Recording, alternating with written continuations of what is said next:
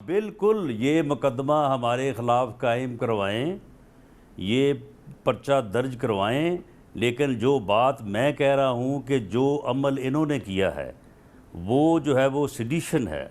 वो waging war against the government है, वो बगावत है, वो एक जो है वो वफाक के ऊपर जो है वो एक सियासी जमात का अपनी जहाँ जहाँ पे उसकी हुकूमत है दो सूबाई सूबों में, वहाँ के वसाइल को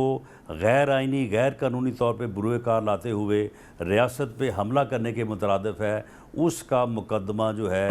कैबिनेट इजाज़त दे वो दर्ज होना चाहिए और इनको उसमें गिरफ़्तार भी होना चाहिए, प्रोसिक्यूट होना चाहिए और इस जमात के ख़िलाफ़ सुप्रीम कोर्ट में रेफरेंस दायर होना चाहिए। साहब आपको लगता नहीं ये इसके ऊपर पूरा यकीन है, हमें ये काम करना चाहिए। इन्हें भी ये चाहिए कि ये जो टीयर गैस हमने इनके ऊपर फायर की है, रबर बुलेट्स जो है वो फायर की है, ये उनका मुकदमा दर्ज करवाएं हमारे ख़िलाफ़ और उसके नतीजे में जो साबित करना चाहते हैं ये साबित एक एफआईआर तो आप पे हो गई है, लेकिन एक एफआईआर तो आप पे हो गई है, सिलसिले में आप जानते हैं कोर्ट ने ऑर्डर किया है, सेशन कोर्ट ने। लेकिन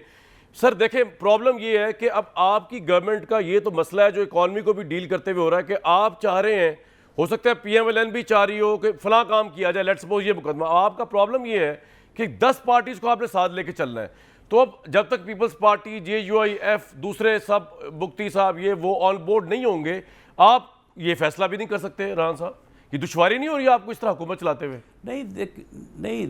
देखें मामला ये है कि दुश्वारी या मुश्किल को देखते हुए आपको एक हक बात को, एक सच्चाई को, एक हकायक को जो है वो होल्ड ऑन तो नहीं करना चाहिए ना।